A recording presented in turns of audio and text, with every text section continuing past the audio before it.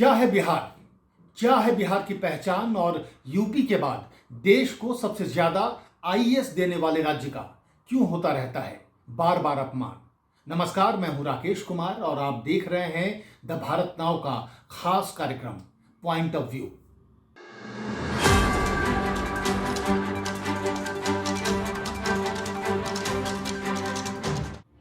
दिल्ली में बैठकर अगर आप बिहार को देखेंगे तो बिहार एक बेहद गरीब, बीमारू, अशिक्षित, जाति के नाम पर बटा हुआ, गुंडों और माफियाओं के चलाने से चलने वाला, सामंती सोच से चलने वाला और सिर्फ लालू और आलू पैदा करने वाला राज्य आपको नजर आएगा। लेकिन बिहार की एक पहचान उसके छात्र और मजदूर भी हैं। देश के हर राज्य में आपको यहाँ के छात्रों की भीड़ नजर आएगी।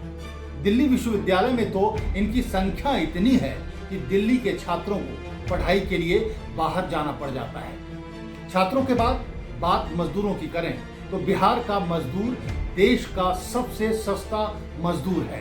वो ईंट गारा उठाने से लेकर सिलाई, बढ़ई, होटल रेस्टोरेंट में टेबल साफ करने वाले से लेकर मैनेजर तक के पद पर काम करता हुआ मिलेगा।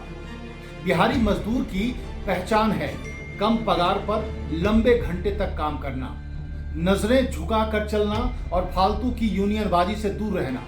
इतना ही नहीं, आज जो मीडिया अपने सबसे बुरे दौर से गुजर रहा है तो इसमें भी बिहार के लोगों का वर्चस्व है।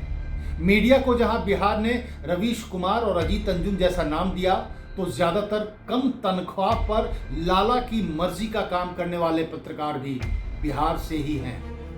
ऐसा नहीं है कि ये जो तस्वीर दिल्ली से बिहार की हमने आपको दिखाई वो पूरी तरह से सच है। देश के सबसे सफल राजनीतिक रणनीतिकार प्रशांत किशोर, जिनके बारे में कहा जाता है कि उन्होंने मोदी को 2014 का चुनाव जितवाया, वो भी बिहार से ही हैं। इसके अलावा बात आंकड़ों की करें तो बीते 10 वर्षों में देश को 2016 आईएएस अधिकारी मिले और इनमें से हर 15वां आईएएस बिहारी है। इसके अलावा बिहार ने जयप्रकाश नारायण जैसा नेता भी दिया जिसने देश की राजनीति को ही बदल दिया। इतिहास को देखें तो बुद्ध, महावीर जैसे नाम भी सामने हैं। ये तो सिर्फ चंद लोगों के नाम हैं, जबकि बिहार के प्रतिभाशाली लोग देश दुनिया में हर फील्ड में नाम कमा रहे हैं। लेकिन फिर सवाल यह है कि इतना जागरूक राज्य कैसे सबसे पिछड़ा और अशिक्षित रह गया? ऐसा क्या है बिहार में कि उसकी प्रतिभा से देश और दुनिया को तो फायदा होता है, लेकिन जो एक बार बिहार से निकल जाता है वो अपने राज्य वापस नहीं लौटता? वैसे तो ये सारे सवाल एक राज्य के रूप में बिहार के नेताओं और जनता को हमेशा पूछना चाहिए, लेकिन आज ये सवाल इसलिए भी जरूरी हो गया है क्योंकि बिहार की राजनीति में बिहार के अपमान को लेकर बवाल मचा हुआ है। बिहार के नेता और आरजेडी सांसद मनोज झा ने राज्यसभा के सभापति जगदीप धनखड़ को पत्र लिखकर कहा है कि राज्यसभा में सदन के नेता और केंद्रीय मंत्री पीयूष गोयल ने बिहार पर जो टिप्पणी की है वो बिहार के लोगों का अपमान है और इसीलिए मनोज झा ने मांग की है कि केंद्रीय मंत्री पीयूष गोयल बिहार की जनता से माफी मांगे। राज्यसभा के सभापति को लिखी चिट्ठी में सांसद मनोज झा ने कहा है कि अगर पीयूष गोयल की ये बात संसद के रिकॉर्ड पर है तो उसे हटा दिया जाए, क्योंकि पत्र में लिखा है कि क्या पीयूष गोयल का बयान भारत सरकार का बिहार के प्रति तिरस्कारपूर्ण और निंदनीय रवैये का भी प्रतिनिधित्व करता है क्या? क्योंकि अगर सरकार किसी एक राज्य को चुनती है और उसे असफल करार देती है तो ये काफी चिंताजनक है। इतना ही नहीं, आरजेडी और जेडीयू के सांसदों ने पार्लियामेंट कैंपस में गांधी की मूर्ति के सामने प्रदर्शन कर पीयूष गोयल से माफी मांगने की मांग की है। सवाल यह है कि केंद्रीय मंत्री पीयूष गोयल ने ऐसा क्या कह दिया जिससे बिहार का अपमान हो गया? तो आपको बता दें कि आरजेडी सांसद मनोज झा का आरोप है कि पीयूष गोयल ने एक चर्चा के दौरान कहा था कि अगर इनका बस चले तो पूरे देश को ही बिहार बना दें। इसमें कोई शक नहीं कि पीयूष गोयल की टिप्पणी अपमानजनक तो है। एक राज्य को पिछड़ेपन का प्रतीक या मानक बनाकर उसके नाम का इस तरह इस्तेमाल कर उसके अस्तित्व को गाली की तरह बताना तो ये कहीं से भी सही नहीं है। इस पर उस राज्य के लोगों को गुस्सा आना ही चाहिए।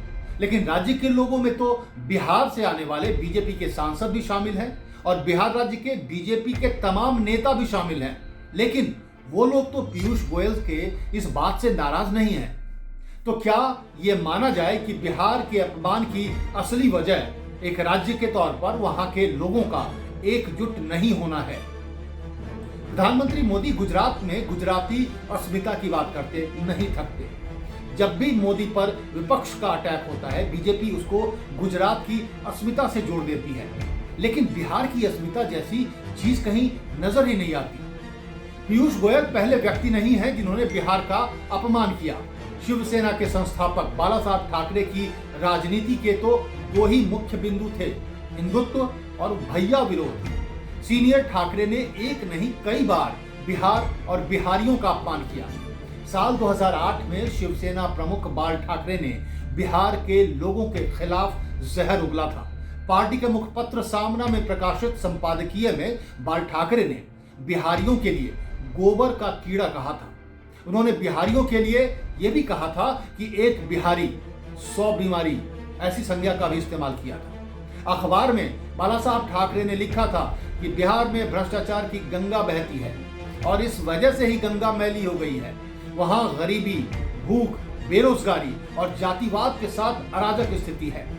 इतना ही नहीं, कई बार मुंबई में बिहारियों पर हमले हुए, उनके साथ मारपीट भी हुई। सिर्फ ठाकरे ही नहीं, प्रधानमंत्री मोदी भी जब गुजरात के मुख्यमंत्री थे तब उन्होंने भी बिहार का अपमान किया था। मोदी ने अक्टूबर 2012 में एक चुनावी रैली में कहा था कि वो गुजरात विधानसभा के चुनाव प्रचार में किसी भी बिहारी को बर्दाश्त नहीं करेंगे। हालांकि यह बयान उन्होंने बिहार के मुख्यमंत्री नीतीश कुमार को जवाब देने के लिए दिया था, क्योंकि नीतीश कुमार ने कुछ साल पहले बिहार विधानसभा चुनाव के दौरान मोदी को बिहार में आने देने से इनकार कर दिया था।